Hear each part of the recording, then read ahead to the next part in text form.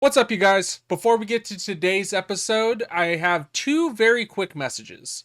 First of all, it's my birthday. Be sure that you guys pour one out in remembrance of my 20s and join tonight's kick stream so that you can see me become Tito's Pickled Garlic. Secondly, today's episode is going to be ad-free. Of course, we are still sponsored by SasquaTHCa, so if you guys need to get yourself some of that devil's lettuce, be sure that you guys go into the description. But the reason why today's is ad-free is because the next episode, we're going to be introducing a new sponsorship. More info on that is soon to come. For today's special birthday episode of After Hours, I get to talk with a kick streamer that's been carving out his own niche in the comedy and magic category. While we might not be able to meet all of his co-stars, we are going to be able to meet the man behind the dummy and figure out how it is that he made a living shoving his hand up the behind of puppets. Today's guest is DirtyDummy.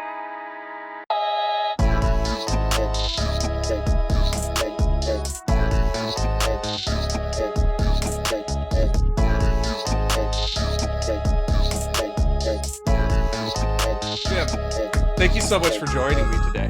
This is so very exciting. We were talking before we got the recording started, and you're the first comedian, you're the first ventriloquist that I've been able to talk to. Just get this started, what got you into doing ventriloquism? It seems like a hard skill to pick up. Did you start this when you were a kid, or how'd this come to be? Well, thanks for having me on here, first of all, and I'm excited to talk to you about it. Ventriloquism has been a part of my life for as long as I can remember. I was in third grade. We had a school demonstration in the cafetorium. Remember that, where they would set up, where you had lunch, but they had a little stage in there. Yeah. And we had a ventriloquist and a magician come to our school for a show. And I was just sitting in the back. At the time, I probably didn't know what a ventriloquist was either. But then I saw it on stage. I saw this guy with a puppet, and the puppet came to life.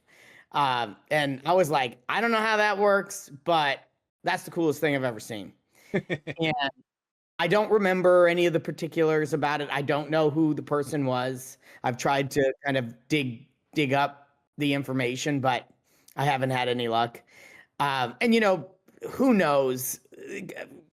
Memories merge. Could have been, two different people. I don't know. I don't know what the reality of it is, but all I know is in my brain that there was this ventriloquist on the stage in my school, and that was real, and I was hooked. And so I always was into puppets after that, and any kind of puppets, Muppets and stuff like that on TV when it would come on, and on weird channels and weird times, I would watch it. I started trying to make puppets, and I did, and I asked my mom to buy me one of these ventriloquist dummies from the Sears catalog. For those of you old enough to remember the Sears catalog. Good old days with Sears.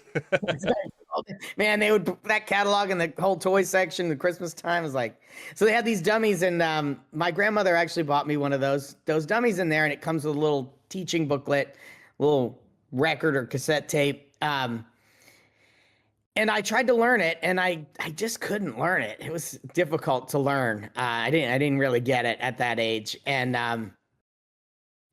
I never learned it, but I was still interested in it. And I had these little dummies, and I could tell that the dummy, has a little string on the back, and you pull it, and the mouth goes burp, burp, burp, and the eyes didn't move or anything. And I'm like, this is not what the guy had on the stage, because that thing moved all over the place. It looked like, to me, it was like the eyes were moving, it was winking and blinking and talking, and it was like alive. So, and this was obviously a toy. And so I was really kind of not impressed. So I just kind of didn't do much with it, but I always still had an affinity for it. Yeah. So I started, later on, I grew up, graduated from high school, went to college. It was in college, in my first year in college. I was goofing around, maybe second, making puppets and some marionettes and stuff. Okay. Just for fun, which is, if you want to get girls, make marionettes in your apartment. Killer strategy. Chick magnet. So You want to come over and see my marionettes? It's a pickup. It's a good pickup line, by the way. And so I'm doing that. I cannot explain. Won't even attempt to explain that. So I'm walking through the mall, and there's a guy with like one of these kiosk carts. You know what I'm talking about? Like in the center of the mall, and he's got all these puppets in there. And so I'm a puppet guy, so I'm just like, I stop and I'm enamored by all the puppets and marionettes and stuff. So I start chatting the guy up, and I tell him that I'm making these marionettes. And he says, "Oh, you should bring it by and let me see it." And so I okay. So then next time I was out there, because I worked by the mall. So I grabbed the puppet, brought it to the mall, brought it in there, showed it to the guy. He's like, "Oh, this is great." He said, "Can we hang it up in here? Maybe we could sell it on consignment if you want." I'm like, "Sure." I'm a college student struggling for cash. You want to hang up a puppet, make some money? Okay, I can get into that. So we hang it up. I keep coming by, to see if it's sold, and I start talking to the guy on a regular basis. We kind of make friends with him. And I'm keep coming by. I'm demonstrating the puppets in the cart, and people are walking by, and I'm getting people to buy the puppets. So this guy's loving me because I'm like working for free, basically, demonstrating the puppets and selling them to people that pass by. And I'm just, having a good time hanging out. Yeah. And one day the guy pulls out a ventriloquist puppet. It's just like a soft puppet that has a little mouth like a bird. And he starts doing ventriloquism for these kids. And the kids are there kind of paying attention, but I'm like mouth agape, like watching this guy do ventriloquism. And the kids leave, and I go up to him. I said, "Dude, I didn't know you did ventriloquism." He's like, "Oh yeah, I do ventriloquism and magic." And I'm like, "What?" I'm like, "You got to teach me that. I've been wanting to learn that my entire life." He's like, "Oh, it's easy to learn. All you have to do is get a book from the library. You can learn it." I'm like, "What?" I'm like, "No, I want you to teach to me." He's like, "No, it's easy. Just get a book." So I was in the mall. So I went to Barnes and Noble. I said, "Hey, do you have any books on ventriloquism?" And they said, "Oh, we don't have any in stock, but we can order one in." This is obviously like pre-internet, pre-Amazon, pre all of that, right? Like you have to order stuff and wait for it. God forbid. Like, so I have to order it. It takes 2 weeks to get the book in. I get the book. I read it. I'm older now, so it's more understandable, right? I practicing in the car while I'm like driving around, doing ventriloquism to songs and, talking to myself, doing exercises. And within 30 days, I've taught myself how to basically do it.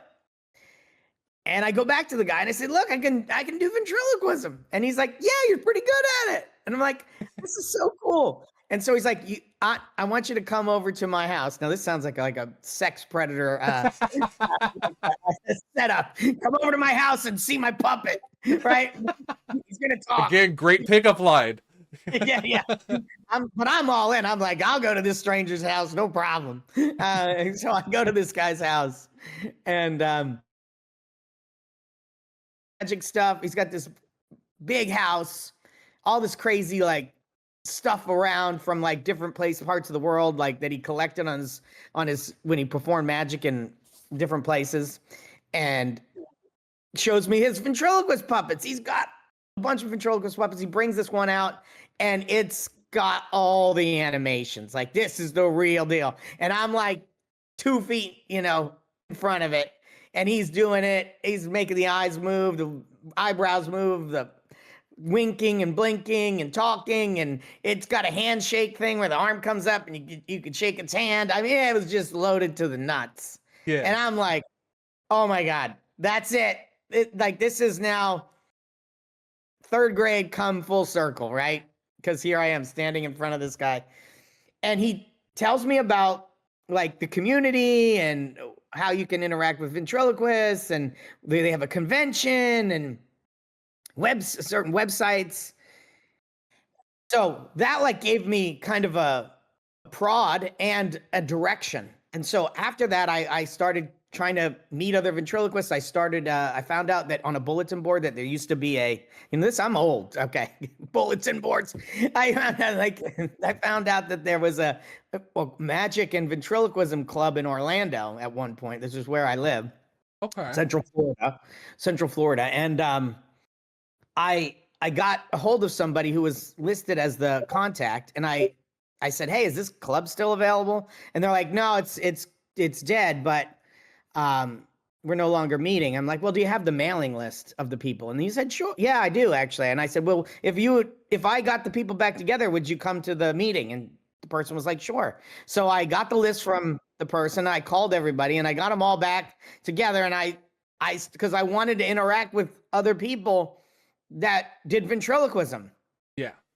And ultimately they introduced me to to magicians, and that was really the start of it. And then I started doing magic and ventriloquism, and I haven't really stopped. No, dude, that is I don't think that there's a lot of people that are able to like point back to when they were a kid, got interested by something, and were able to pick it back up when they were in college. That is a windy road that you went down on to get to the point that you're at right now.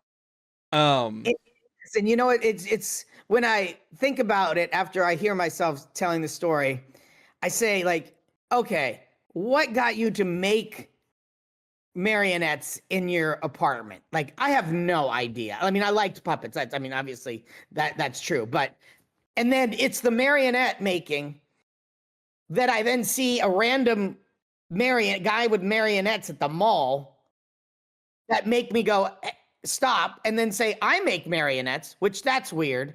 And then he pulls out a ventriloquist puppet, which is weird. And then he says, oh, you got to get a book to learn it. And I do it. And then he then invites me to, like, that whole set of circumstances is so necessary for this story to come to fruition, but also so random and just bizarre. At a certain point, it's fate. Fate. I mean, you got to say that there's some fate in that. I don't know how else to describe that. Yeah, absolutely. And so, when was the first time? I know that you said that you would like perform with the marionettes at the mall. But when was the first time that you did it in front of like a crowd? Did you ever like do an open mic with them, or was this Kick your first time? No. So shortly thereafter, I had met these people in the ventriloquist club I put back together, and I then started going to magic meetings, because there's an international brotherhood of magicians that has been around for forever, and sounds like the Illuminati. Yeah, it's a lot like the Illuminati, but for magicians. And they have club meetings. They have like what they call rings. They have groups that are all over the world, and you can go to these meetings. And if you're a magician, you can go to these meetings and meet other magicians and learn. And so I got invited to some of these by other people that were in them.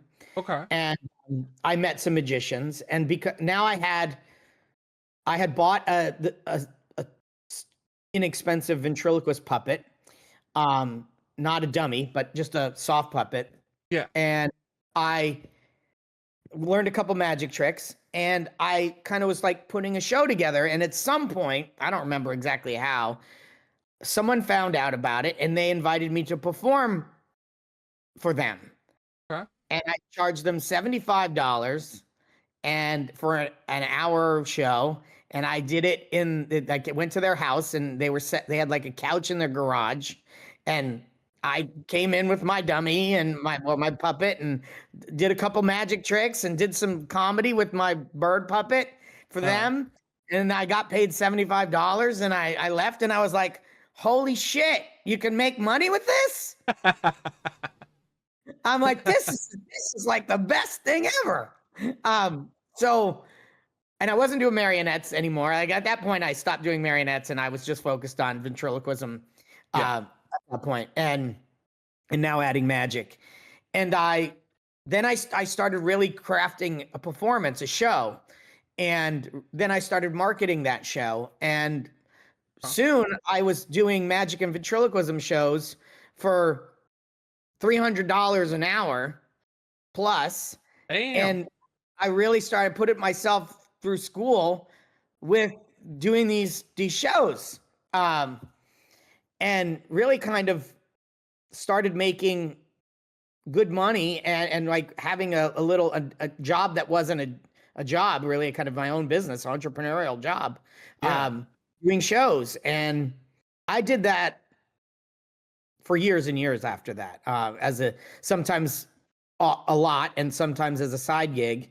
And I still do shows to this day, on occasion, depending on the show and the cause and the money and, different factors. But at some point, I was doing more of that. And then I was like, I just don't want to go traveling around. I don't want to be out on the weekends doing lots of shows. Like, I have a family and I have stuff going on, and I just don't want to do that.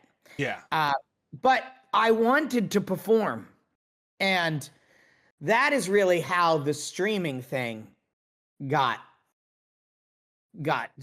started to happen. Yeah. I was looking for alternate ways to use my skills and my talent and to perform without having to go anywhere. Yeah. Not being on the road seems like that's a big stress reliever. Yeah, and I don't need to do it for the money. I have a business and a company that I've had now for I don't know, since 2004. And we don't have to do that. My kids are older now, and I just don't have to do that. And so, but I still want to perform. I still have that bug to perform and to entertain people, to make people laugh. And I was like, I didn't really know how to do that. And I was just not really performing much, actually. I was just not doing it. And that's how I got involved in streaming. And, there's a story there too, but I'll throw it back to you. So my main question when it comes to you streaming versus doing it live, do you find any, is there any issues with getting that instant feedback of being able to see the look on people's faces, hear their laughs and stuff like that? Is that a part of the reason why you're going on to, is it Omegle, the new version of Omegle? Does that help with understanding whether or not what you're doing is working, or if you've been doing this for so long, do you just know what gets people that enjoy ventriloquism? Comedy is difficult, very difficult. And ventriloquism is just a form of comedy, right? Yeah. You're really doing, it's kind of stand up, it's kind of sketch comedy, it's kind of improv, it's this kind of weird hybrid that you can do multiple things with. But so you're always testing material. You never know what's going to land and what's not going to land, and the audience makes a tremendous difference. And so really, I never considered performing on the internet. During COVID, a lot of magicians moved to doing virtual shows. Yeah. And I saw that shift, and it made a lot of sense, of course, because you couldn't perform in person. So these people needed to make a living. I wasn't making a living as a magician, so it wasn't critical for me to make that, to go to virtual shows. Yeah. But I was watching the progression of it. I know I have a lot of friends that are full-time magicians and performers. And so I went and I was watching that happen, and they were getting good reactions performing one-on-one or with small groups on Zoom, doing magic. And I was like, wow, you can do this. Like, you can do virtual shows. I mean, it's not as good, obviously, as when you're in person, but you can do it. And you can create laughs, and you can create amazement, and we can do our art virtually. And so that was interesting. I had that in my head, but I really wasn't booking shows, and I didn't want to chase booking shows or any of that. So while in theory could be an outlet for me, it still required the same hurdles that a regular magic ventriloquism performance-based business required, which is, marketing your services, finding clients, booking gigs, getting paid, doing the shows. And I wasn't really interested in any of that. I've got other businesses I'm marketing and doing all that stuff for. This is like a hobby, you know, I wanted, It's supposed to be fun. And I have a bad habit of turning every hobby into a business. And I've kind of tried to teach myself at this point, like, I don't have to do that. Yeah. Although you could say I've done it again, but we'll get to that later. So really that intrigued me, but it didn't manifest as a reality because of all those hurdles. So really the key lever or switch that occurred was really when I saw Tyler Sherwin, Tyler Sherwin, who I'm sure you're familiar with. Yeah. I saw his social media videos, and I fell in love with that. I mean, he's just hysterical. And I immediately saw the value in the way he was performing and how he was creating just a insane reaction in a very short period of time from his house or studio.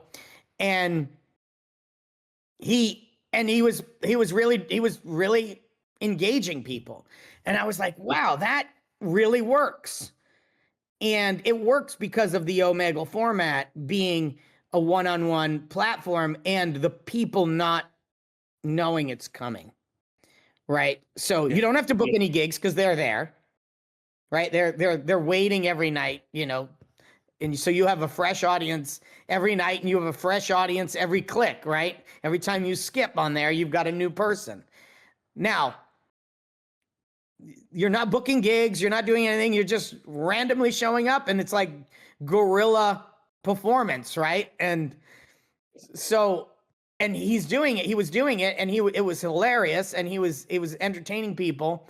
And I could see the joy he was creating. And I sat there and watched it for several weeks, nonstop binge watching stuff. And I'm not really a social media watcher, and especially not this kind of content. I just random, because I'm a magician, it, put that in my feed. Yeah. And I was watching it like crazy, and I was showing my family, like, look at this, watch this. And, they liked it, but they thought I was crazy because they've never seen me watch videos like I was watching these videos and like talking about it and engaging with it. And then he was promoting his Kick stream. And so I'd never been on Kick and I wasn't on Twitch. I knew what Twitch was, but I wasn't on Twitch. So I downloaded Kick. I went on Kick. I started watching the show on Kick, and I started seeing the behind the scenes part of it. And I was like, oh, I see how this is working, kind of. And I could see how I might be able to do this with my dummies. Do guerrilla ventriloquism. Like he's doing guerrilla magic, I could do guerrilla ventriloquism. And so I started to learn more about it, and I started to figure out how all the mechanics worked. And I put together a streaming setup, I guess if you want to call it. Oh, you have a beautiful set, dude. You have a beautiful set. Thank you. I mean, evolved, of course, over the last, I guess, 8 months now. And so, the first time I strung together my laptop, and my buddy down the street had a Stream Deck he wasn't using. And and he told me about that he had one. I was like, oh, can I borrow that? And I kind of put together a few little things and went on Omegle at the time, Omegle or Omi TV at the time. It was the first one I went on, and started doing it the first night. And the first night I just used the dummy all by itself. I wasn't on the screen at all. And that was my plan. The dummy on the screen all the time, just talking to people. And that it worked. I mean, it wasn't phenomenal, and I didn't have the best lighting and, any of that. And I didn't know what the heck I was doing, but it was successful. And I streamed it on Kick. No one was watching, except for B, and my son was sitting next to me at the time. And that was, we did it. And I was like, okay, that that was good. That worked. That was fun. Like, we should do it again. So then the next night we did it again. And it was the second night, right? It was the second night we ever did it. Randomly, we run into Tyler on Omi TV. Really? Yes. And so we're talking now 400 and something thousand people on Omi TV. This is my second night on the app. I'm on here because of this guy, right? Yeah. And Tyler is amazing, and we've kind of become friends at this point, and we talk via text a lot, and he's just been an amazing mentor and an amazing friend, and just has supported me, in such a big way, and so I'm hugely grateful to him. And so here we are. I'm skipping, people and doing my thing, skipping people, doing the thing with the dummy, and boom, up comes Tyler on the screen. And my son is sitting next to me, who's watched the videos too. And he's like, I see him, he's watching it on his laptop, on his iPad. So he's got a little bit of a lag. And so it comes up first for me. And I'm like shocked. And now he can't see me because all he sees is the dummy. I'm like literally shocked. I look over at my son. A second later, he sees him on there. He looks up at me, he's shocked. And we're like, oh my gosh, what are we going to do here? And of course, I know his shtick like, down pat because we watched every one of his videos. And so, I don't know. We were talking, he's doing his thing and I'm talking to him, and, obviously this is a dummy. So he thinks this is odd because he's not seen it before, and ended up talking to him about, he's streaming on Kick, and he's like, yeah, I'm streaming on Kick, and kind of like created this conversation. And yeah, I did for him and he did his thing for me.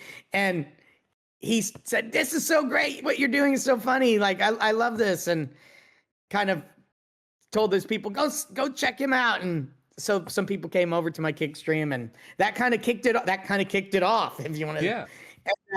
And then a couple days later, we ran into him again. And so it was just, and eventually over time, one night I started getting banned like every 5 minutes on Kick.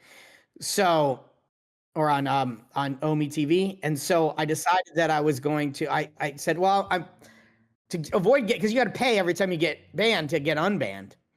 And so it's costing me, that night cost me like $60 or something to be on there. Right. And I'm like, I can't afford to just get banned every 5 minutes. So I decided I'm going to be on the camera first. And then once I engage with someone, I'll flip it to the dummy, and then the dummy will do the thing. Yeah. And while I was on camera, I figured, well, maybe I'll do a magic trick or two to kind of prime the pump before I switch over to the dummy. And that's how it started. That's how I started to actually show up on the camera and do magic on the stream. Now, unlike what Tyler's doing, which is like more parlor, what we call parlor or stage performances, I'm doing close-up magic, like one-on-one, kind of like this. With the people. And I started doing that, and I got good reactions. And then I would flip over to the dummy, and I'd get a big reaction because now they see the puppet, and it's evolved. Like, so stuff like this, got $1. And then, oh, what the hell? You're a wizard. so, you get that kind of a reaction, and you start priming the pump, and so then it evolved. And now I've got characters where I do just me, and I do magic. Some where I do me, and then the puppet I have a sidekick that's the puppet. Sometimes the puppet is the star of the night, and he does most of the performing. Yeah. And I kind of figured out how to not get banned, while I'm using the puppet, while the puppet is scrolling through. Sometimes I do the puppet in my lap, and so we're both on screen at the same time. So I have different styles that I do on different nights, with different characters, and just what fits the character best. Yeah.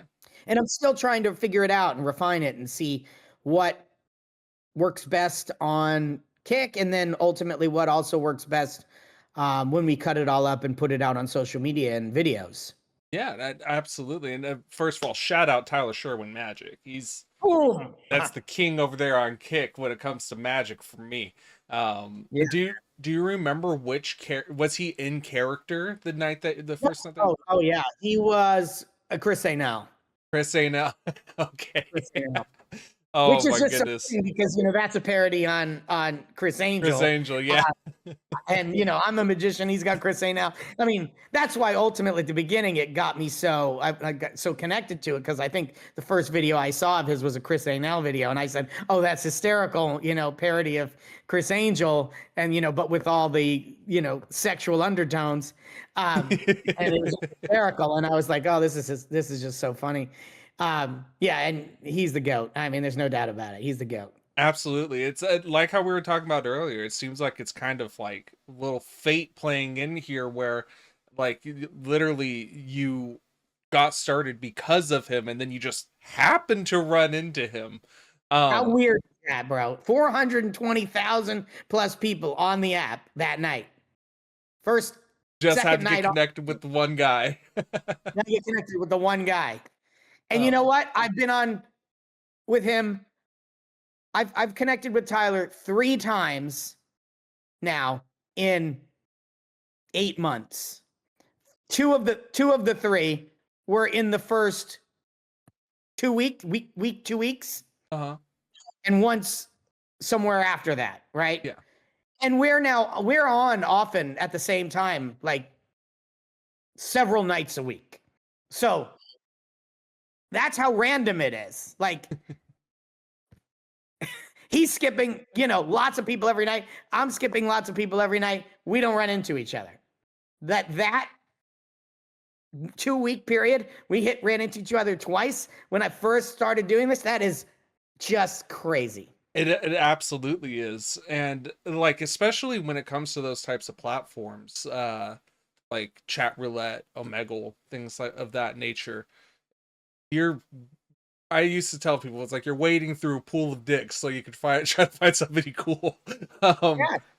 how do you, when it comes to like finding somebody that is going to be a good viewer, somebody that might be able to make a good clip, what are some indications that this is somebody that you should like really put effort into versus somebody that you should skip? Yeah, my wife would tell you that I'm not great at this part. Tyler is great at this part, but he's got a different shtick because he has a lot of setup and performance. Like he has this whole holistic performance, right? So he's only looking to do that a couple times a night for the right people.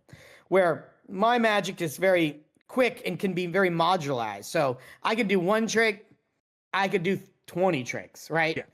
I could do 1 minute with the puppet, or I could do 15 minutes with the puppet, right? The interactions can be quick or long, and I could get a good piece of video out of a single trick and a single reaction, right? So sometimes I might try a little harder to get something out of somebody and linger a little longer than I probably ought to. And I'm trying to get better at figuring out the best, how to determine good from bad. But one of the key insights I've learned over the time is if you could get them to react first, that's an indicator that it's going to be better, right? Yeah. That doesn't mean that you can't turn somebody who doesn't react first into a good reaction, but it takes more work, right? It's Absolutely. Not, and it's less guaranteed. But if you can be there, either me dressed in a character or the dummy on screen or both, and you click to somebody and you just sit there for a second and they go, what the, or, do some kind of reaction that isn't negative. Yeah. Like curse you out or, say the N-word or pull a gun on you or whatever, all the crazy that they do. If they react in a significant way, but in a good way or in a surprising way, then that's a good indication that they're going to have a good, they're going to respond well to the performance. Gotcha.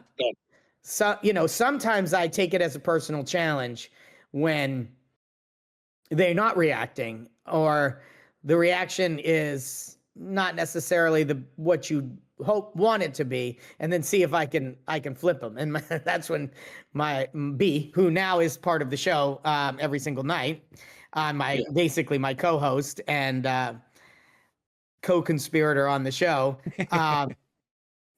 she gets frustrated. It's like, it's not even worth your time. I'm like, yeah, but I'm gonna crack this guy. Like, It's like at a certain point it becomes a challenge. It's like yeah, I can see it in their eyes. There's potential. I, um sometimes it works and sometimes it doesn't. But you have to say, it's funny because, and it's challenging because I'm doing two shows, right? yeah. I'm doing a show for the person on the chat roulette site, but I'm also doing the show for the Kick audience. And so I'm performing in two places at once. Yeah. And one is for the one-on-one interaction and ultimately the content creation, right? And then the other one is for my core audience, which is the Kick audience. And that is unique. And that's where the idea of turning this into a business comes back into play, because you realize like, oh, you can, if I just wanted to not turn it into a business, I guess I could just do the Kick part and not worry about the social part, right? Because Gotcha. I've got a Kick audience. They enjoy the show. I'm doing the interactions. I'm enjoying the interactions. They're enjoying watching me. I'm enjoying interacting with them.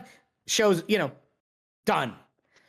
But the social element brings the whole business part of it into focus, because you go, well, I'll put this on the socials and I can grow my following, which will grow my Kick audience, but will also potentially monetize. And then we can make money from the monetization, from any, potential endorsement deals and all of that. And also growing your Kick audience and all of that. And now you've got a ecosystem, a universe, which is ultimately what I'd love to create, is the DirtyDummy, or what we call the Dirty Army fan base, right? And just really grow this thing. And working together with Tyler and Jesus Pope and Sherry Wayne, we're all part of like the Dicky Magic universe, which is Tyler's universe. Yeah. So we're all like mini satellites of his universe, and with our own little universes, right? So it's kind of a collaboration in that way, because we're all promoting each other and helping each other out, and I feel like that's helpful, extremely helpful. And it's like, but I'm a marketing guy. So the marketing guy in me says, I like all of the social media stuff and the running a video and then looking at the metrics and seeing how it performed and why it performed, this one performed this way and why that one performed that way. And like, how do we tweak it so that this grows? And, how do we grow this fan base? And then how do we convert more people that watch on social media to subscribers, and subscribers to Kick, viewers, and viewers to subscribers, and like all of that, and build this, this whole ecosystem that fascinates me. So absolutely. I almost feel like I can't just do it for the Kick stream and the enjoyment of that. I have to do more with it. Like, no, that, exactly. A disease, but and like obviously we're going to be getting some of your viewers in here so that they can learn a little bit more about you. And like, obviously don't take him saying that it's more than just Kick as an insult or anything like that. Like, that's the position that we're in as creators, where like the whole goal is, especially with the way that the social media landscape is today, it's like you have to put in so much work to not just grow on one platform, but to grow on all platforms. And they all have like their little niches to them. Like on YouTube, long form videos are like, especially back in the day, they were so much more important than the short form videos that you're seeing now on TikTok, YouTube Shorts, Instagram, stuff like that. And even like, and still are the 100-pound gorilla for monetization. The shorts bring in subscribers, but the long form is where you make the money. That's where you make the money. Exactly. And when one piece of content works on one social media, it might not work on another. Like, especially when it comes to TikTok, it has such a unique format to what actually gains people's attention. When I say unique, I mean, there's a lot of brain rot over there, so you kind of have to set the hook quick, or else that fish is getting away. And work. that's been I one of the can't. big issues, like myself, growing audience over there. I'm thankfully and very luckily blessed to have 83,000 followers over there. And That's awesome, man. finding that way to actually like transfer into new formats has been a bitch. Like it has just not been it has not Bitch. been Or easy. any other way to describe it. But They're all some a bitch. That's the problem. Everyone is a bitch. exactly. But when you're in a unique position, because like you were talking about how you're interconnected with all of these other magic creators and other magic live streamers like Tyler Sherwin, Jesus Pope, and I think it's something that I really like about that side of Kick is how actually connected you guys are. There's not many people out there that are putting on shows like you guys, so the fact that you're all kind of within the same circle and able to build off of each other, I think that's a big leg up that you guys have over just the basic gambling streamers or people that are just going on and playing games, because you could see what's working with one and how you might be able to apply it to your own, you know? Yeah, and I think we need more of that. I think um, more of us need to come together and brainstorm and share ideas. I think that, we're doing something very unique, but you're doing something unique as well that's totally different. And, you're coming up with strategies to engage. We're both trying to engage our audiences, right? Yeah. And if you're doing the social side of it, you're also trying to take your content and make it useful over there, make it engaging over there. And so you're trying things and you're testing things. And I think that if we come together and we share more, we're going to get further faster. Absolutely. And I find it hard. This is true in all the niches that I've worked with, in business in the past. Finding a core group of people to share with is critical to speed. It's also really makes it more enjoyable, and it also it's a rising tide lifts all boats kind of thing. Like Yeah. together, the individuals are better together than they are in the sum of their individual parts. And but in all cases, I find it hard to find that network and bring it together so that there's a good level of collaboration. Yeah. And it's because, everybody's so busy working on their own thing. Like they don't think about or put priority on that sharing and that level of sharing, that level Yeah. and that group community aspect. But I think ultimately, if you prioritize that, if you have a great group and you can prioritize that over all the other, I think everything else becomes easier. And a lot of the, I don't know, let's call it mental brain damage that is required to figure this out on your own becomes unnecessary, because the shared learning accelerates the learning, and you have to do less of the digging on your own. It's like everybody's digging a trench. Yeah. Well, if we dug the trench together, we'd all have to do less digging, and we'd get a lot farther, right? Yeah. Like that's kind of I think what happens when we collaborate in that way. Yeah. I find that, that's not, although we are, connected as a group over in the Dicky Magic universe with Tyler and Jesus and Cherry, we're not really doing what I just described, like in an effective way, and that's not a criticism to anybody, but just reality. We're not. I think it would benefit us all to move in that direction. And we just hasn't come to fruition in that way yet. And I think that maybe it won't, but that doesn't mean that as an individual creator, I'm not still looking for, and I think all creators should look for a group that they can collaborate with, that's like-minded and share, because I think you're going to get, and there's Facebook groups. I recently joined a couple of YouTube kind of focused Facebook groups, and there's obviously guys that have coaching groups and things like that, and all of that I think can have a benefit, but it also can be made, on your own. You can find people that you like find people that are doing things that you like, and reach out to them and see if you can build a what we would call in the marketing business a mastermind group, right? Yeah. Group No, of people that share. and I think that there, especially when it comes to live performers versus the online streamers, there's like, especially when it comes to live performers, there's kind of a feast or famine type of mentality that they're in, where like, especially when it comes to comedians, when it comes to people doing magic, they don't want to let other people in on their secret sauce, you know?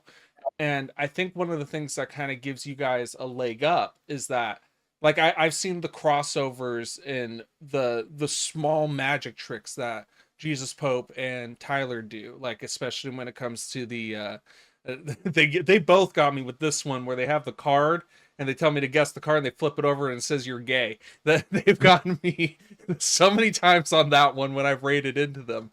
And I think that that's something that actually gives you guys a bit of a leg up within the industries, because not you're finding a new, and I would say, dare say, a better way to be able to connect with audiences in mass, than what some of these road comics and road magicians would be able to achieve themselves, because it's always a roll of the dice if you're going to like a comedy club and you're going to see somebody that you've never seen before. It could be good, it could be bad, but at the end of the day they still got your money.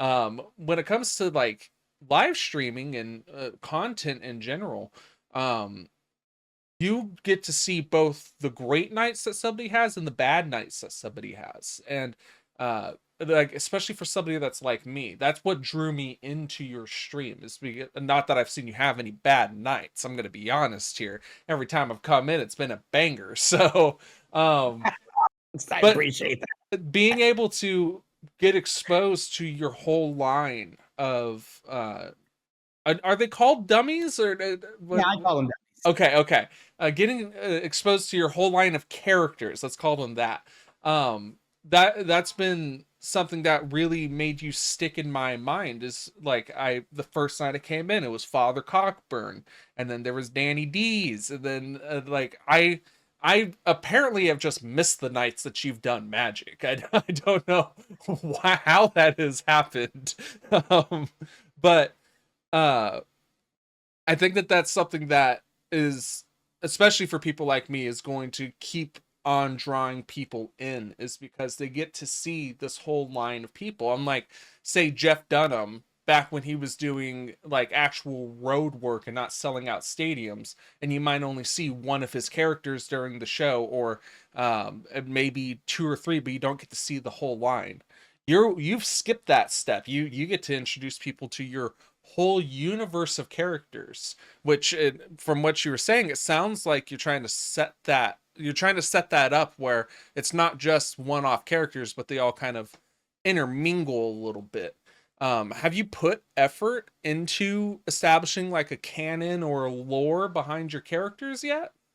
Individually, yes. Linking them together in story or in lore, not really, but I mean, it's a good idea, and Yeah. I think over time that will happen. But in the individual characters, yes, I start. Of course, I have a dummy, right? The dummy is the physical prop, right? Yeah. Then you take that dummy and you turn it into a character. Like, who is this dummy going to be? Now, sometimes, as a ventriloquist and as a ventriloquist collector, which I am both, I've had puppets created with characters in mind. And for instance, B, can you grab that puppet over there? So like, I had this puppet made, which I'm going to show you, and I had an idea for a character, and I wanted a 1940s villain character in the kind of genre of like Snidely Whiplash, that kind of character. Yeah. And there's the drawings over there too on got it. And so I wanted to create this, and so I hired a friend who's an artist to draw some sketches. He was a Disney artist at one point. Really?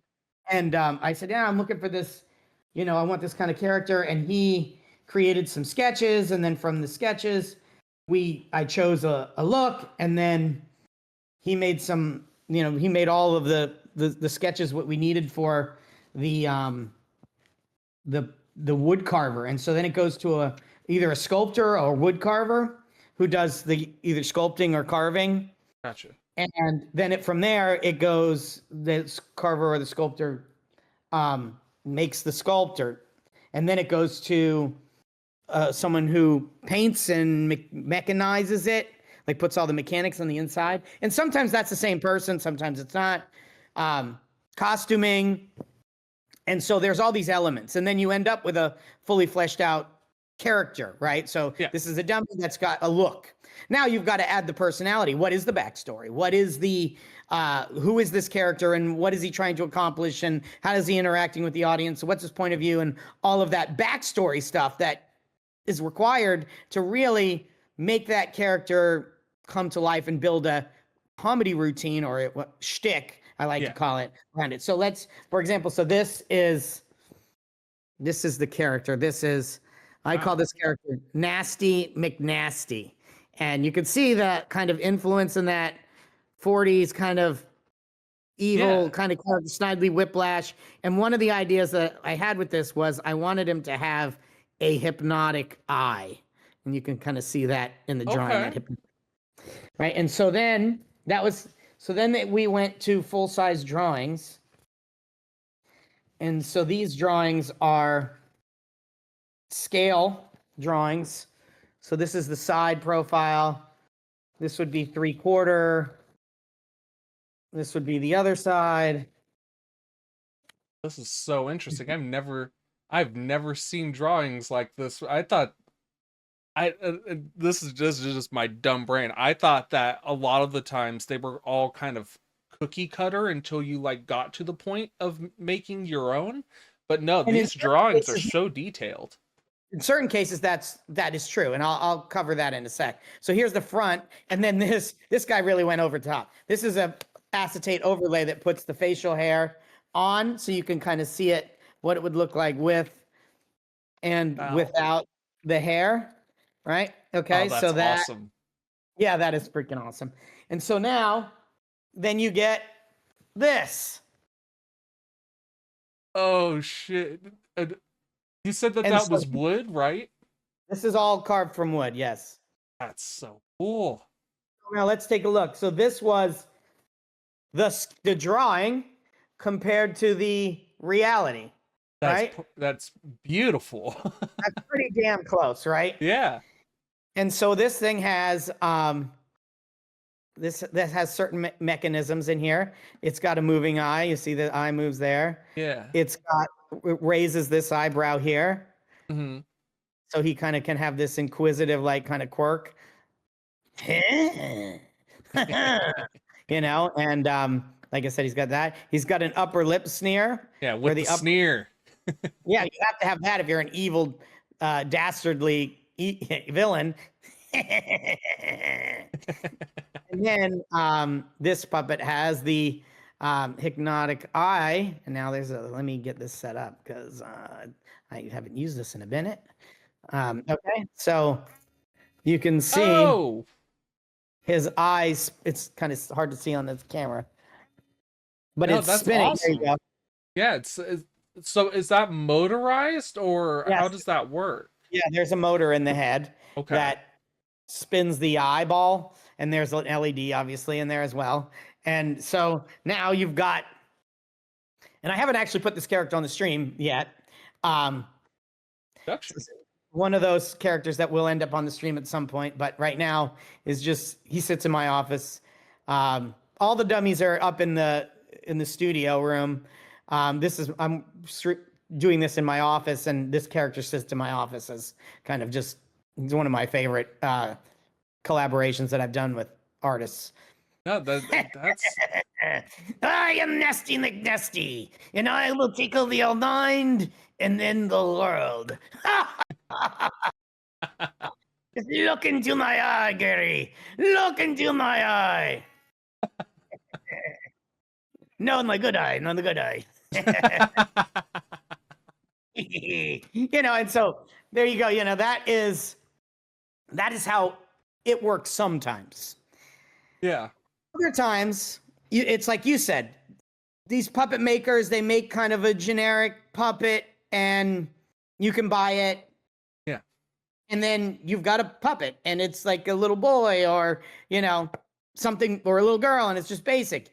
And then you dress it up and you can make it something. And so certain characters are simply that. Like, I got them from somewhere, bought them from another ventriloquist, or on sometimes there's ventriloquist puppet like Facebook groups, eBay, these different places. And then you get it and you're like, okay, I got a puppet. And so now, since the stream, a lot of times if I buy something I thought looked cool, and I'd sit it in my little studio and it would just sit there. Yeah. Once I started doing the stream, everything changed, and this is really one of the reasons why I really wanted to do it, was because I have all these puppets and I never use them. And occasionally in my shows, I have a handful that I use in my show, my go places and do shows show. Yeah. But when I started doing the stream, it just opened up a whole new world. And so I would be like looking in my studio saying, what do I got here? What can I do with it? And I'm like, oh, let's take that puppet and maybe I can make it into something. And then I make it into something, create some backstory, create some stuff, and then put it on the show and see how it does. And if it does good, it stays. And if it does bad, we put it back and maybe I'll make something else out of it. But what's one of the most fun things that we've done on the show is, I'll grab a puppet and it won't have anything. It will just be the puppet, and it won't have a personality. It doesn't have a name. It's just a puppet. And I've never really used it. And now I go, okay, chat, what are we doing with this? And I might have an initial idea. I usually bring an initial idea. Like, here's my initial idea for this. Like, we need to name it. And so then the chat will start coming up with names. And so several of the characters, the names came out of the chat. Like, we named it together. Like, that's awesome. We were throwing names, and then I kind of compiled the names, and then I say, oh, these are my favorites out of those. And then we'd put up a poll and, have people vote. And then we'd end up with the name of the character. And then they'd be giving me suggestions while I'm doing You Mingle. I'll be talking to people and they'll be giving me suggestions based on what I'm saying, like additional suggestions. And then I'll take some of those and try it in the next person. And the character evolved out of the live interactions and the chat. And together we've built these personalities and this backstory. Live together, and that has been really super fun. That actually, there was something you might remember her from your chat, Heather Feather. Yes, absolutely, Heather Feather. Mm-hmm. She sent me in a question, and this is actually ties into that. She wanted to know, first of all, what's your favorite dummy? But then second of all, how do you go about picking the voice for your characters? The voices is hard. And it flip-flops. Sometimes I'll have like a voice and I'll be like, okay, what character would like work with that voice? And then sometimes it's the other way around. I'll come up with a character and then I'll be like, what's the voice? What voice would this character have? And then I just start kind of trying different voices out and seeing. Like, so this little character that we used actually last night on the stream, his name is Chadwick. Chadwick Fondlebottom Cumbersnatch III. And so it's the weirdest puppet. It's just a kind of a generic little boy puppet. It's old. The puppet is probably at least 60. It's probably like 60 years old. Oh, really? It's got a wig and it's screwed up. It's long on one side. It's like cut short on the other. It's completely like, I don't know, it was poorly cut or half coming off. I don't know what the deal is with it. It's just not look that good.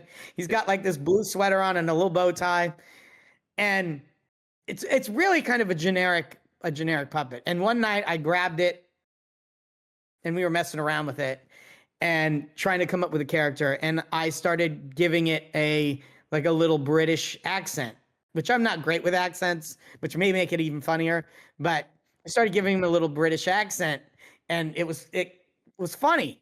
And so we say, oh, well, let's like make him like a little British character. And so we need some British names. And people started coming up with different names. And then I said, oh, I like this idea of having this like really long, highbrow, English name where there's like lots of names. And so we took different like names that had come up in the chat and like Cumberbatch, right?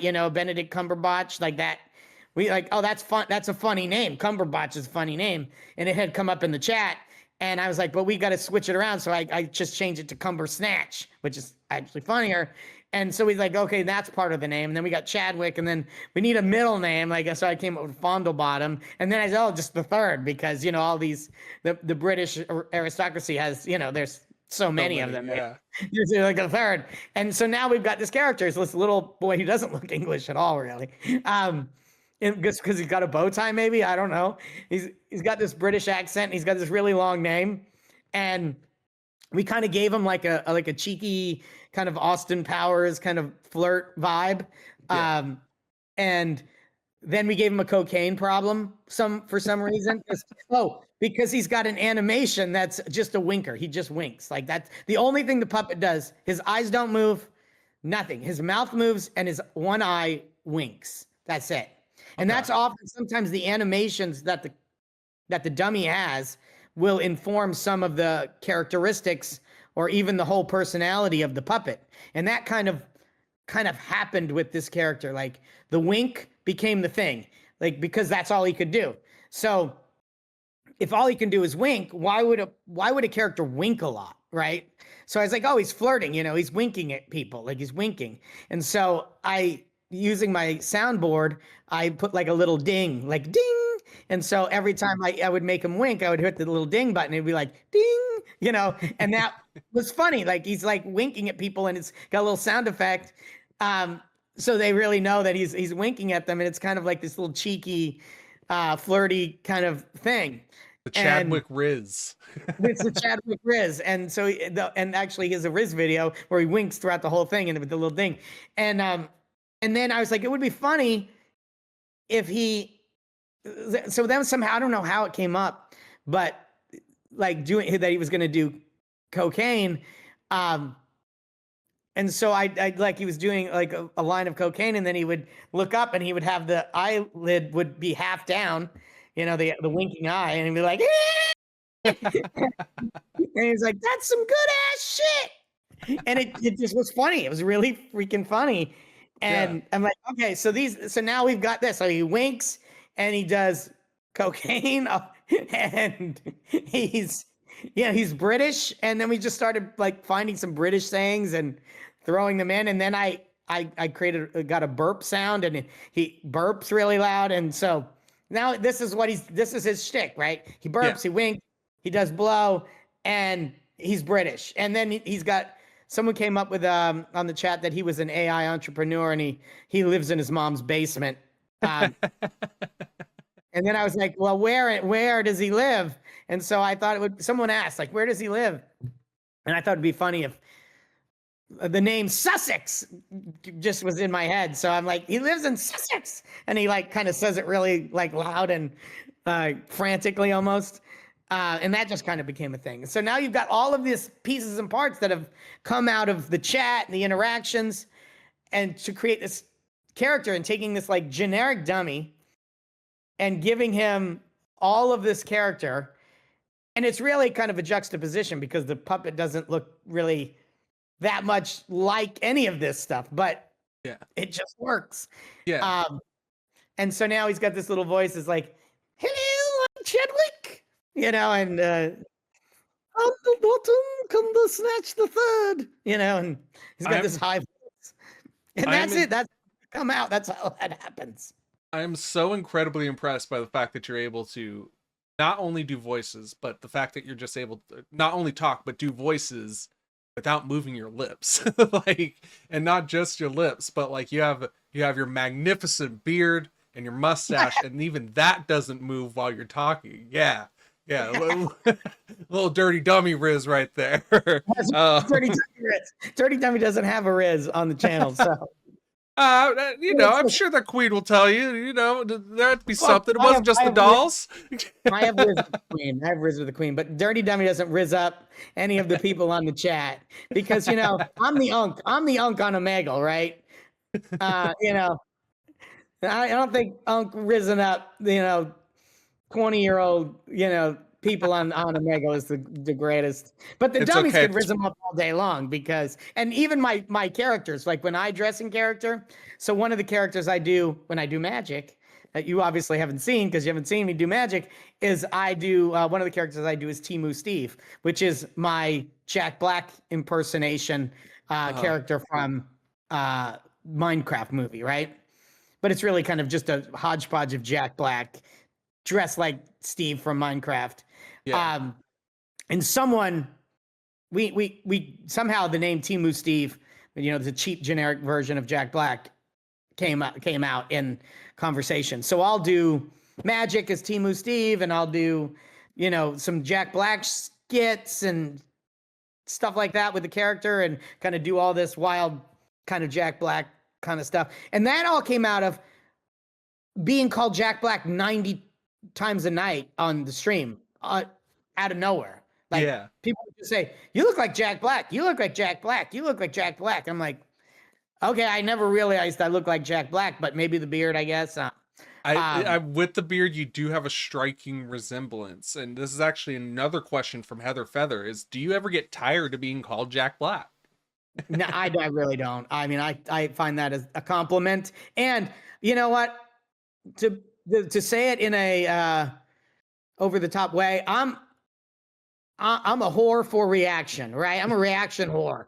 So if they think I look like Jack Black and that can create a reason for a reaction, I'm using it. I don't care. I'll use anything to my advantage to make an impact and to make someone laugh. So if they call me Jack, so I have programmed in my stream deck several Jack Black clips. So when they go, "Are you Jack Black? You look like Jack Black," I go, "Huh, never heard that before." And then play one of these clips, right? And then it's like, how the heck do you have that queued up, ready to go, right? Yeah, because I get called that 90 times a night. And it's so funny, the Jack Black. Sometimes I'll be dressed like Timu Steve, like the Jack Black, and I'll get called Jack Black. But some nights I'll be dressed like Elvis, and I'll have an Elvis wig and the Elvis suit because I do the King of Magic character, and sunglasses, like all this Elvis stuff. And people call me Jack Black more when I'm dressed like Elvis than when I'm dressed like Jack Black. I'm dressed like Papa Smurf. My face is painted blue. I've got a blue shirt on. I've got a Smurf hat on. And people call me Jack Black. I'm like, when was Jack Black a Smurf or blue? Like, it's crazy. It's just crazy. But I think it's partly the energy level. Like the energy that I throw out, especially on the stream when you're, trying to engage people through a screen and random people that have no idea, that you're going to do a performance for them. Yeah.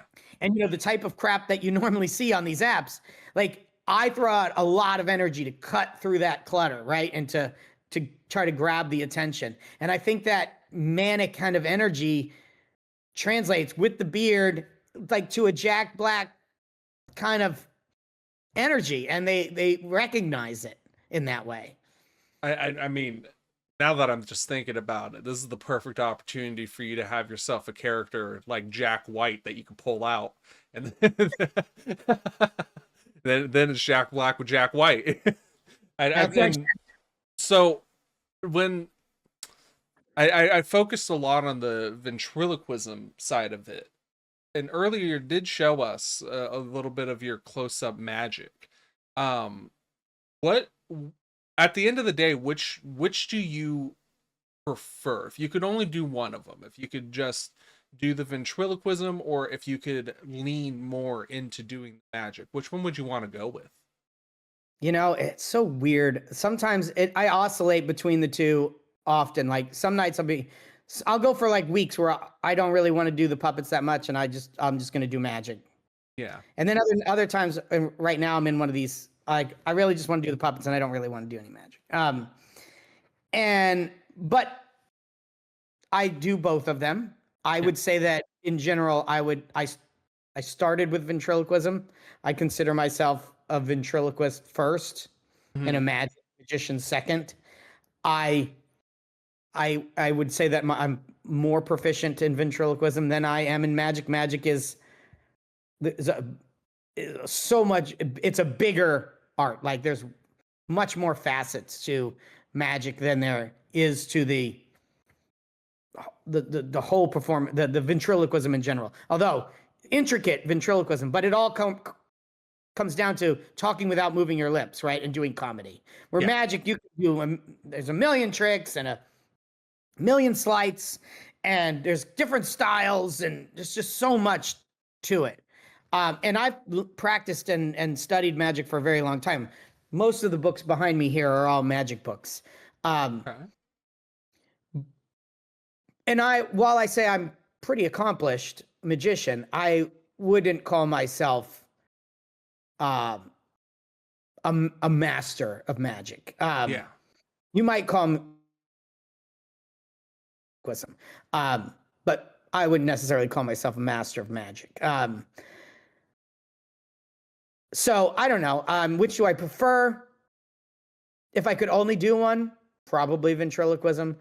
Um, the thing though, over the years is I started moving to doing a lot of magic and practicing a lot of magic and studying magic because when you're performing outside your house, it's a heck of a lot easier to put magic in your pocket than it is to carry a dummy around. Yeah. Right. And it's kind of weird. If you are, go into a random place and you have a dummy and you say, I'm going to do you some ventriloquism, like people look at you pretty freaking strange. If you pull some coins out of your pocket with a stranger and you show them a magic trick, it's far less weird. Okay. It's more like, wow, than like, what the hell is this fucking weirdo with a puppet walking around? It's a completely different thing. You really, to pull off ventriloquism, you have to be in a environment that it makes sense, right? Yeah. Where magic is really in the wild, you can do like guerrilla magic. It's Yeah. hard to do guerrilla ventriloquism.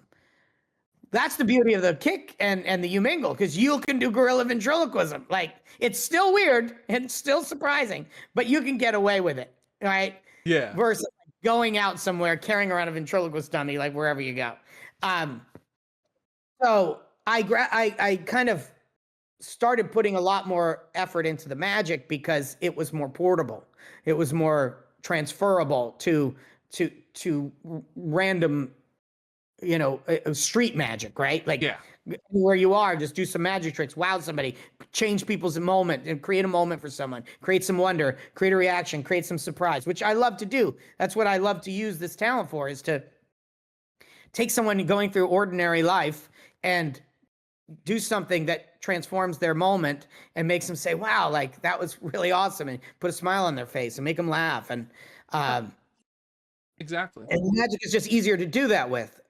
But this has given me the opportunity to actually do that with ventriloquism, which I'm really grateful for, because I didn't have a way to do that before. Yeah. And one of the cool things about magic, this is something like since I was a kid that I've noticed, is that it's an all age group thing. You can find people that are going to like really love it as a child. You could find adults that they see you make something appear and they go running like you're about to put a hex on them. And it's one of the cool things about magic to me, is that it does cross that age barrier. Do you remember what your first trick was that you, not just the first trick that you saw or anything like that, but that you learned and that you were able to do consistently? The first trick I learned, which I have to tell you, I don't know if I could do it today. And I don't know if was it necessarily a very great trick, Uh-huh. but the first trick I remember learning, let's call it in a professional sense. And this, because, I had a little magic kit when I was a kid. You probably did too. Yep. And I practiced some of those tricks. And I will tell you, some of those tricks and some of those methods that are in that box as a kid, professionals do every day. So those are not, although they look like kids tricks, it's marketed to kids. Some of the methods in there are used regularly today. Yeah. Aside from those tricks, which I did learn some of those and perform those when I was a kid, as an adult performing professionally, like saying I'm going to be a magician and learn magic. When I told you when I started the vent club back up, some of the people that would come to the vent meetings were magicians wanting to learn ventriloquism, because there's obviously a crossover in these arts, and the clowns that want to learn ventriloquism or use puppets and also do some magic. And so there's this hodgepodge of people in these allied arts. Yeah. One of the people there, an older gentleman, older than I am today, and I was, let's say 18 then, so much older than me then, taught me a trick where you essentially tied a rope into a knot, and the knot would disappear. Oh, okay. Yeah, I think I've seen ones like that where it's like you could tell that it's like actually fully pulled, and then you just pull it and it pops away. Yes, yeah, exactly. And this one was a version of that where you actually like you were put the rope through each other, like you're going to make a knot, right? Yeah. And then you pull it, and the knot would never materialize. The knot would just not materialize. And so you'd like, look, I'm tying it, and then boop, no knot, right? And it's largely sleight of hand, right? When it comes to that stuff. Yeah, sleight of hand. And so that was the first, I would say, magic trick that I was taught by a magician in that period of time where I was like, I'm considering doing some magic. And that got me like, he showed it to me. He taught me how to do it. I was doing it. I was showing it to people. And that was like, oh, I can see how this could be useful. And then I learned from that same guy, I learned a couple of other tricks. One where you tie the knot, it looks solid, and then it disappears. Yeah. And I started doing that with my puppet. So I had a bird puppet, and the bird puppet would talk, and we'd do a whole routine. And the bird puppet, I'd say, hey, you want to show them this magic trick that we've been practicing? And the bird would be like, no, I don't want to show them. And then we'd have an argument, and then we'd say, okay, we're doing the magic trick. And the magic trick was we would tie a knot in the rope, and he would have the one end of the rope in his beak, and I would have one end of my hand, and we'd pull the rope tight and make the knot. And then I would take the knot and I'd put it in his mouth, and then he would untie the knot with his tongue. Oh. And so he would do a bunch of shenanigans with his beak and make all these noises, and it would just be comedy, like almost like clown comedy. And then I'd be like looking at him funny. I'm like, "Are you finished?" And he'd be like, "Yeah." I'm like, "Okay." And then he'd start doing it again, and then it's just funny. And then he'd open his mouth, count to 3, he'd open his mouth, and the rope is untied. And so like, wait, there was a knot. Now there's not a knot.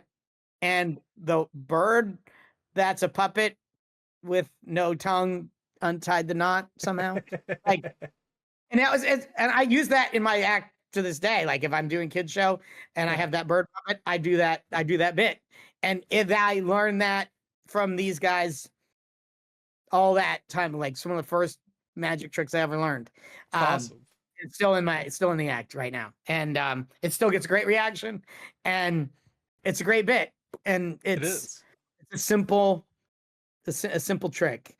But when you pair, that's one of the secrets to magic and to what I do kind of on the show is I kind of a combination of art forms. Like I'm combining magic and ventriloquism. So he's doing magic, but I'm not doing the magic. The puppet is doing the magic, and the puppet is doing the magic in a unique way that kind of obfuscates the idea that it's even a magic trick, but it is a magic trick and it's a magical outcome. But I'm not saying, hey, look, I'm doing a magic trick. And even in the stream, we do the same thing. I'm doing that with both magic and the puppets. A lot of times the puppets will do the card reveals. Like I'll make someone select a card, and then the puppet will find the card in some magical way. Or even integrating video effects. We're using video effects integrated with magic, integrated with the puppets. So, video effects aren't necessarily ventriloquism and they're not necessarily magic, but when you combine the three of them, it is. It's magic integrated with video effects, integrated with ventriloquism, which creates a new form of magic, right? Yeah. I have a thing that I do every night where I disappear. Like after the end of an interaction with someone, I disappear because I'm a magician, right? That makes sense. What does a magician do? They disappear, right? So the dummy can disappear. I can disappear, and it's a video effect, and there's a common video effect for Omegle people to disappear. Although I don't see it done that often anymore, but it is. But I made a version of it that's my own, where I disappear in like a puff of smoke, like a magician would do in the old days, on the vaudeville stage. So I'm sitting there, and then I press a button, and poof, smoke, and then the chair is empty, and that gets such a big reaction at the end of a bit, of an interaction. It's great. People are like, what? And I created that because sometimes you get locked into these interactions and it's hard to get out of them. Like, you don't want to be rude. It's really not going that well. It's not that interesting. Like, I have a thing with the chat. Like, if you think that the interaction is boring, then they can put Patrick Star booing boo in the chat, and I'll know like that this sucks, and then I'll get out of it. But I'm kind of a nice guy. I don't like to be rude to people, especially if they're not necessarily being rude to me. So I'm like, how do I get out of these interactions in a moment's notice without being rude, right? Yeah. So I said, well, if I could just disappear in a puff of smoke, if Smoke I were a bomb. real magician, and I wanted to get out of somewhere quick, how would I do it? I'd disappear, right? That's what you would do. Yeah. And wouldn't that be amazing if you could just disappear right out of the middle of an interaction? Like maybe you're thinking right now in the middle of this conversation, and you're like, how the hell can I get out of here real fast? Well, if you could disappear, that'd be great. And so I just hit this button in the middle of an interaction and poof, gone. And they're like, and you kind of left them with something like some wonder at the same time. Like, how the heck? What the heck? And I said, that would be a great way to end an interaction and get out of it. So I created that video effect. And I've seen that before at the very least. That one I have been able to see. And the only two people that I've ever seen have something like that is you and another kick streamer called Mr. Clean TV. And he's a gambling streamer. He just took it to that level of like, well, if I'm going to be leaving my chair, might as well make it a little bit interesting, and just it just poofs into smoke and then Clean's gone.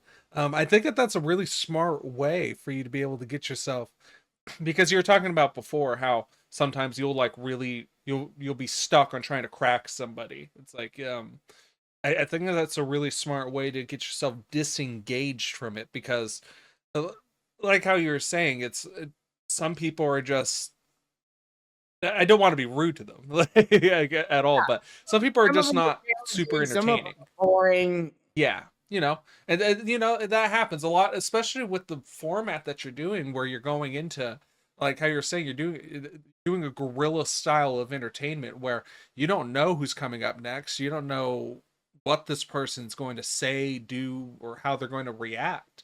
And a lot of people, when put on the spot like that, I mean, I can tell you myself that I'll kind of just be sitting there looking dumb, just laughing. And, like it's good that you're finding a smart way to get disengaged, because even at the end of the day, these people are still going to be able to find you. Especially if you're like plugging the things that you're doing, your kick, your medias, or if they're just looking up Jack Black with the puppet. I mean, like that's gonna get them to you. So a question that I've had for a little bit, let me make sure that I pull this up and say it correctly. When it comes to your chat, your viewer,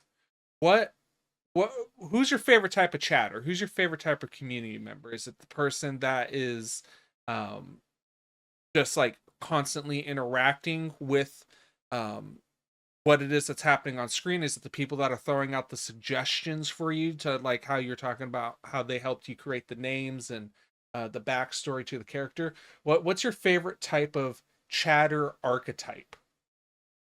Wow. I have to tell you, I've never been asked that question, and I don't even know how to answer it. Honestly, I've never even thought about it.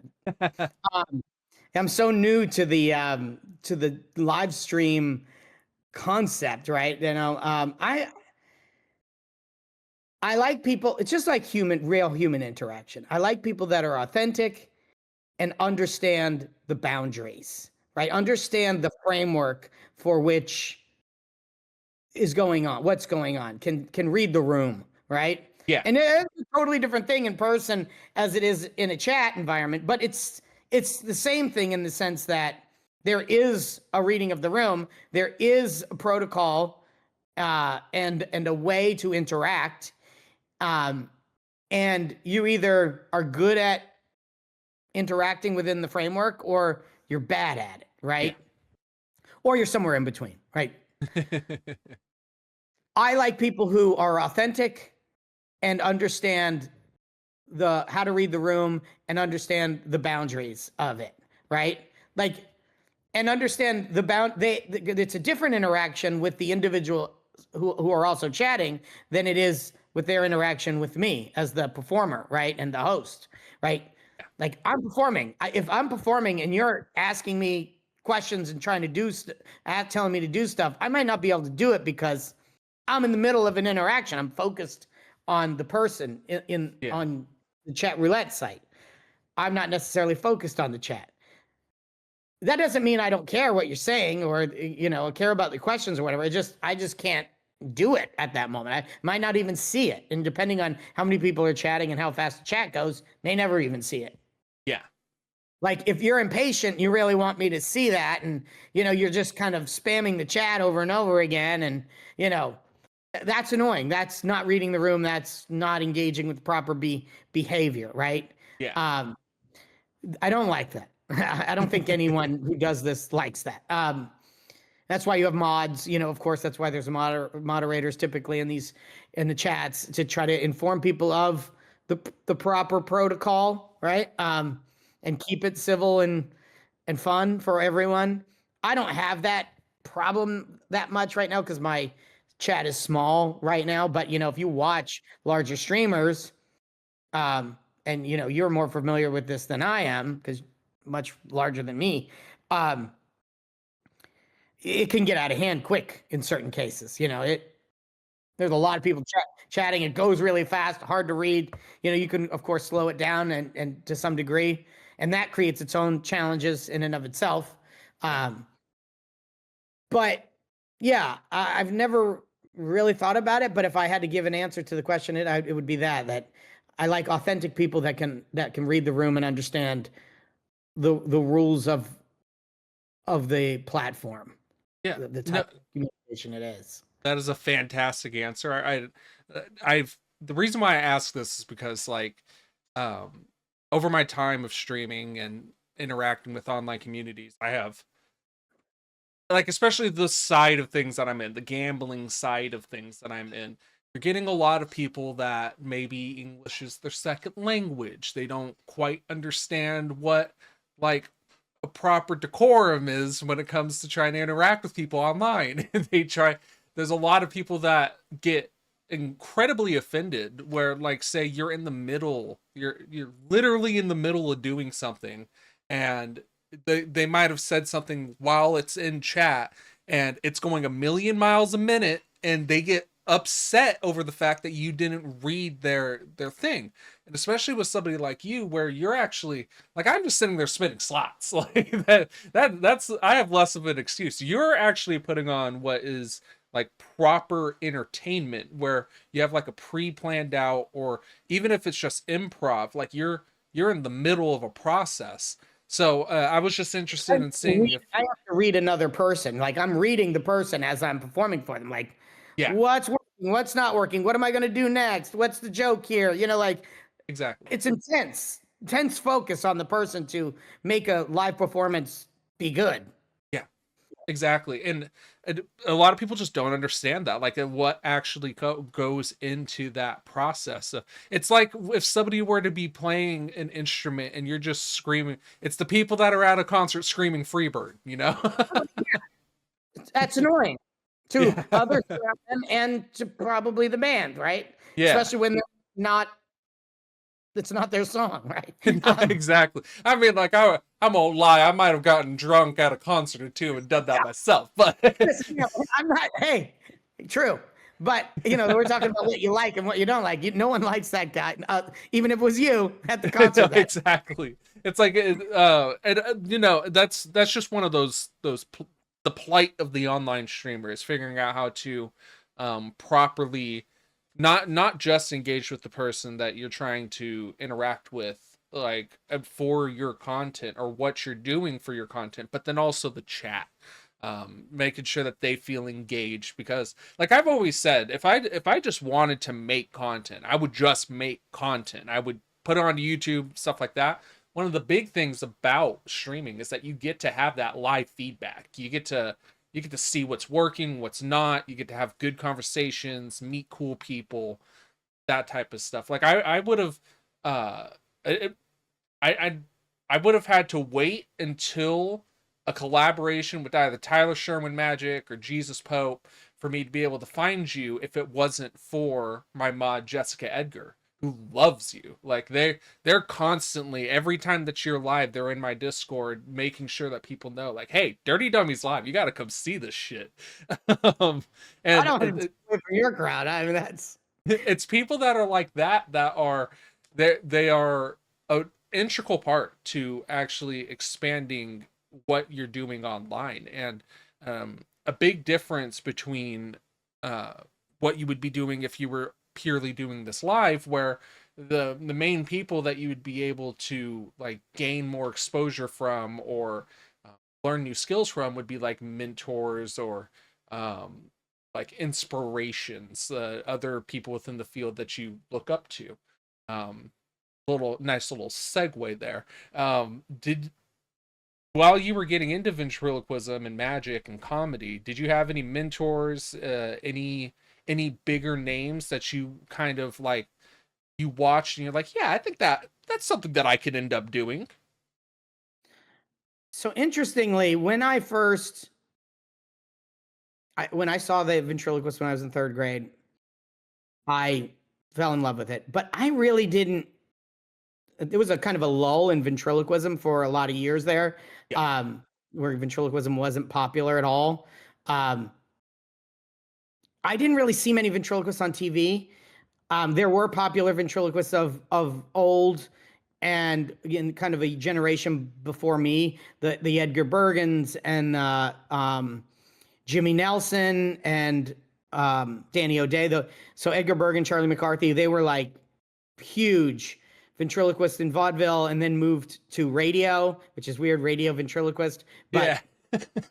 a lot of those early vaudevillians moved to radio and then to television. And Edgar Bergen and Charlie McCarthy were huge on the radio, and ultimately then even early television. But radio really got hugely popular, to the fact that people thought Charlie McCarthy was a real person, and it wasn't. He was just a dummy. But Bergen made him sound so lifelike and realistic. And I mean, Charlie McCarthy was as big as Mickey Mouse in the day, bigger even, just crazy big. And then after that, there was Paul Winchell, who ended up going on to do the voice of Tigger. He had a television show with his dummy Jerry Mahoney. It was really popular. Early television, Danny O'Day and Jimmy Nelson, they did the ads on radio and early TV for Nestle Quick. Like, these were popular. I never saw any of these people. I didn't know who they were, didn't know anything about them until way later, when I got deep into the ventriloquist community and started learning, like after I became a ventriloquist and started learning about the community and learning the history. I didn't know any of these people. One of the guys I would say to you that one of the guys I met when I put the ventriloquist group back together was a guy named Mike Palma, who was a ventriloquist, and his father was a magician and a ventriloquist, and they had owned magic stores. And I then ultimately they had a magic store in over on the west coast of Florida. Um, and I met him, and we became friends. I went to his place, and he showed me some old videotapes of some ventriloquists on HBO, and they had some ventriloquist HBO specials in the 80s, maybe late 70s, 80s. And one of the ventriloquists on the show that time really caught my eye. I like really loved his bit. And I watched that bit like over and over and over and over and over again because it was just such a huge inspiration. Like the characterization, his ventriloquism was phenomenal. The puppet was unique and different and funny, and he incorporated music and ventriloquism. And then there's something in ventriloquism called the distant voice. So what I'm doing typically with my ventriloquist puppets next to me is called near ventriloquism. It's where I'm throwing my voice to something near me, right? Mm-hmm. And then distant ventriloquism is where you throw your voice farther away and make it sound like it's farther away, and often without a puppet. So that's where the people you've heard, he threw his voice. That's what they call throwing your voice. Yeah. And so in this bit, he does distant ventriloquism where he throws his voice, where the puppet is put away in the cage, and it's a bird in the cage, and he's still talking but it sounds like he's in a further away, covered up, and it's like, wow, how the heck, when you watch it for the first time, you're like, wow, that's crazy. How do you do that? So it's like advanced ventriloquism skill. And so he's playing the guitar basically, and the puppet is heckling him, and the puppet is put away. And so he's like doing these riffs, and then puppet will heckle him, and then he'll stop playing and he'll interact, and then he plays again, and then he interacts, and back and forth like that. And it was just phenomenal, and it's funny, and yeah. And I just fell in love with that. And so that was one of my like mentors from afar, right? From watching. Well, later on, I ended up meeting, his name was Sammy King. Okay. He's since passed away. And you can look him up on YouTube, Sammy King, ventriloquist. He passed away, but I met him and ultimately became friends with him, and he came and spent some time at my house, and he mentored me, and we did a bunch of stuff together, and I helped him with ended up doing some presentations and coaching, and I helped him with that. Prior to me meeting him, he got ill, and he was in a coma for months. And then when he woke up, they intubated him when he was in the coma. And when he woke up from the coma, like after months and months, the intubation had messed up his vocal cords, and he really couldn't do ventriloquism anymore. Surely not to the degree that he could prior. So he was rehabbing, and he started coaching, and that's how I kind of started interacting with him. And we kind of like, he was coaching me, and I was, kind of helping him work through all of that, that transition, and, getting back into ventriloquism. And I kind of like went around with him, and he did some shows, and I kind of took him around, and it was just a great experience. And he became close. We became close, and so I would say if I had a ventriloquist mentor, it was him, and I was grateful for that, for sure. And he inspired me early on when I didn't know him, and then later on when I did know him personally. So that's kind awesome. Of a full circle moment. Yeah, and I was gonna say that. Obviously, it's horrible that he damaged his vocal cords when he was in the hospital, but it's got to be a relief to the nurses, because he could have probably been playing some great pranks on them.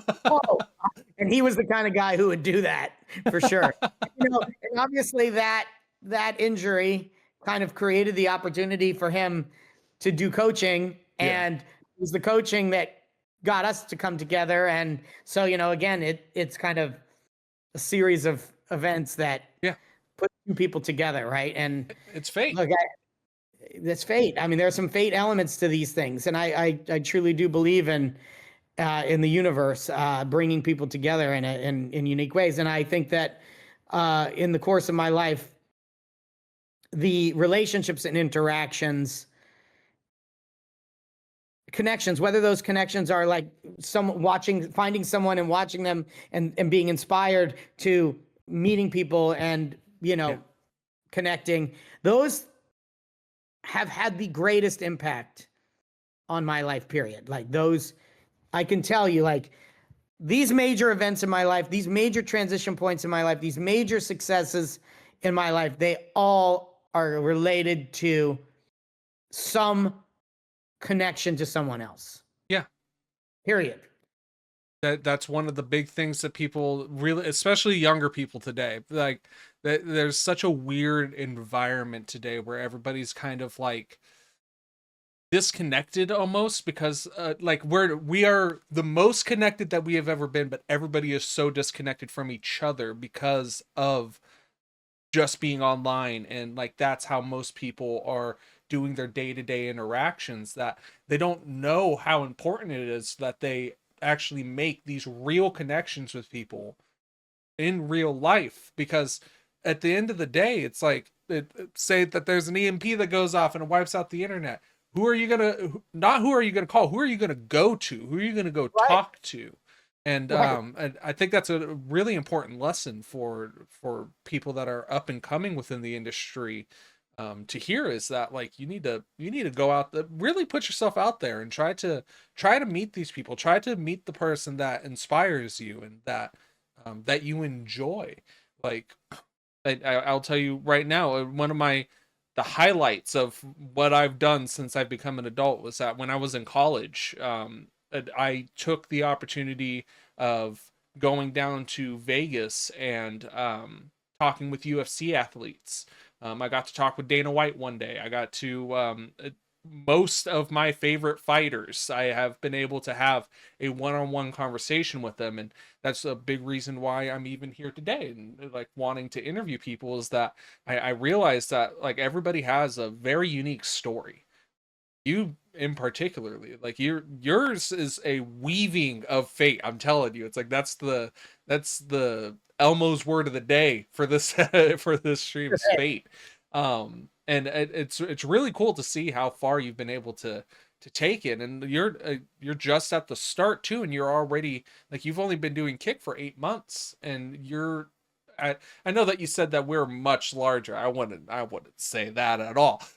You're 780-ish, if I have my number Yeah. correct, followers on Kick. That is like after 8 months, that's huge. I've been streaming for 2 years now, 2.5 years now, and I have just over double that. So you're on such a big trajectory right now where, like, especially within the industry that you're in, I can't tell you a single other kick streamer that's using ventriloquism, or I don't especially know if there is. Well, there is. There is another ventriloquist, but not what I do. Not, but she does ventriloquism in a different way. She does yeah. singing ventriloquism. Okay, yeah. So the different, same genre but different niche, you know. Right. Yeah. Um, no, I see you. I really do see you going places, Thanks. my guy. Appreciate that. It's like you have the right head on your shoulders for it. You said that you have a marketing background, so that's half of the half of the job right there, is how do you get yourself sold to new people, and get them onto their screens. And I think that you're really going places. It's very refreshing to hear the amount of effort and like care that you've put into curating your brand and your audience and stuff like that. It's been Very interesting. I got to tell you that. You're the first magician that I've been able to talk to as well. So, being able to hear how you've got your come up into it, I'm telling you, it's inspiring, my guy. It's inspiring. I mean, I do put a lot of effort into the brand, and because if I'm in this, if I'm gonna do it, I want to try to make it really valuable for the people that spend their time with me, right? And make it immersive for them and fun for them, um, and so I have taken the framework that I learned from watching others like you and Tyler and Pope and other streamers, and kind of, okay, let's take that bones and then let's add my flair to it, and how do I, make this immersive and interesting, and do more with it than just have them there, like. And yeah, it's a lot of fun. I love the kick chat. Like in my opinion, that I kind of at first kind of went into this going, I'm going to do this to make content, and I'm going to stream it on Kick because that's what other people are doing, right? Yeah. And then once I started to build an audience on Kick, I realized, like, oh, this Kick audience is awesome. Like, this is the thing. Like, I can get the content, but I'm going to do this. I'm going to make this as much as I can for the people watching me right here on Kick, because this is my people, right? This becomes the community.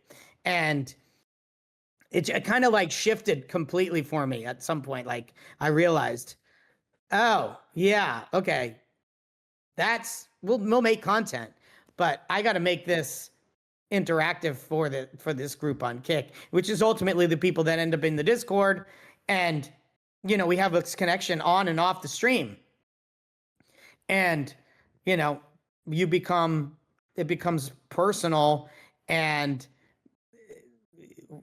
I take it as a very big responsibility to be someone, to be a leader essentially of this group of people, and deliver the value that I deliver to them, to entertain them, to engage them, to take them, to give them a place to come outside of their normal lives, to disengage and just relax and be themselves, in an environment that fosters good connections and good relationships and positivity.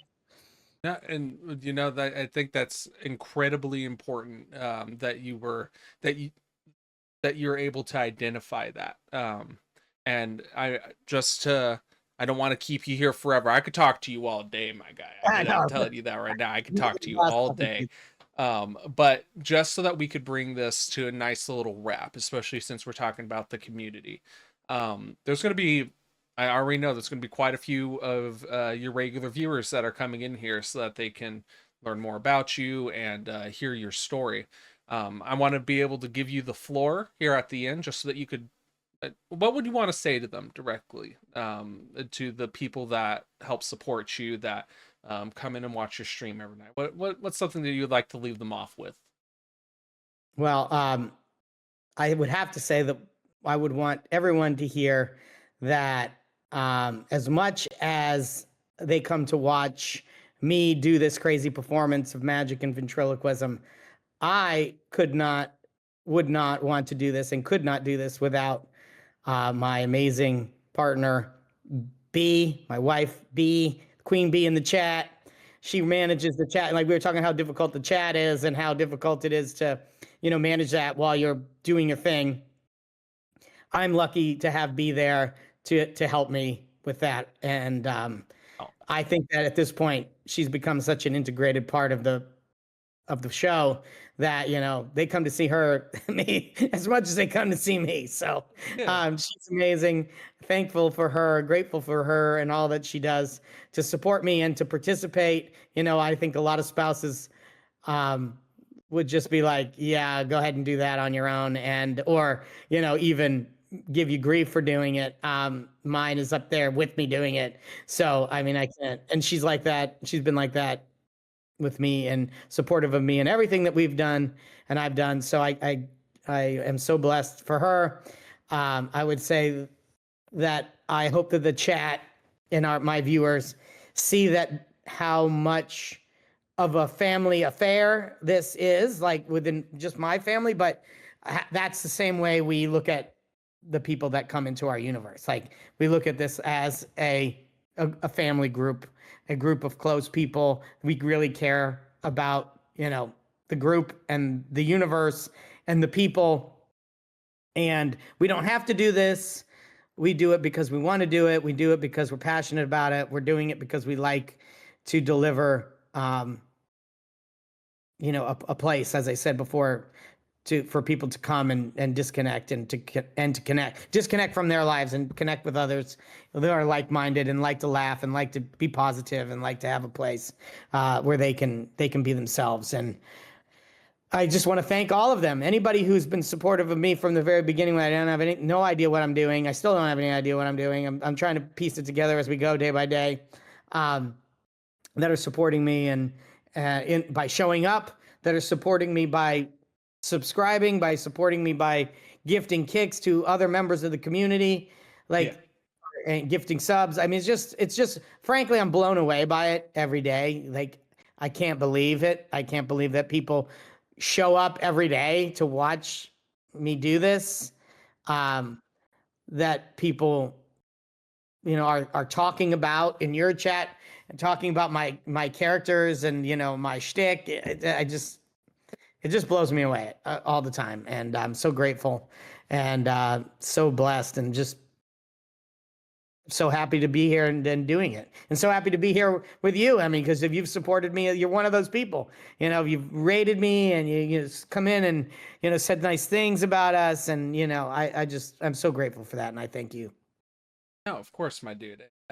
Honestly, it's like I was telling you before, is that you have something very unique going on. That's why almost every time that I'm streaming now, I'm raiding into you. Like there's we want to move away from gambling, so it's like it's been very nice and refreshing to find somebody that's over on the gambling platform of Kick that is doing something that's a little bit more closer to like proper entertainment. So know that we over here at the Garlic Fam, we very much appreciate you, what you do, what Queen does. I'd be remiss. I did not shout her out at all, even though she went and grabbed you the dummy. I should have said hello. Queen Bee, she's the one that helped get this all set up, this interview, and she seems like a huge part of why it is that you're able to run such a good show. Even just last night, her dancing on screen when when everybody was dancing at the end, it was very entertaining. So and again, I want to thank you for sitting here with me for damn near 2 hours and giving me your story, my dude. It was very, very interesting. Thanks for having me, man. I appreciate it. And thank you for all you do for us and for other people to share this kind of information.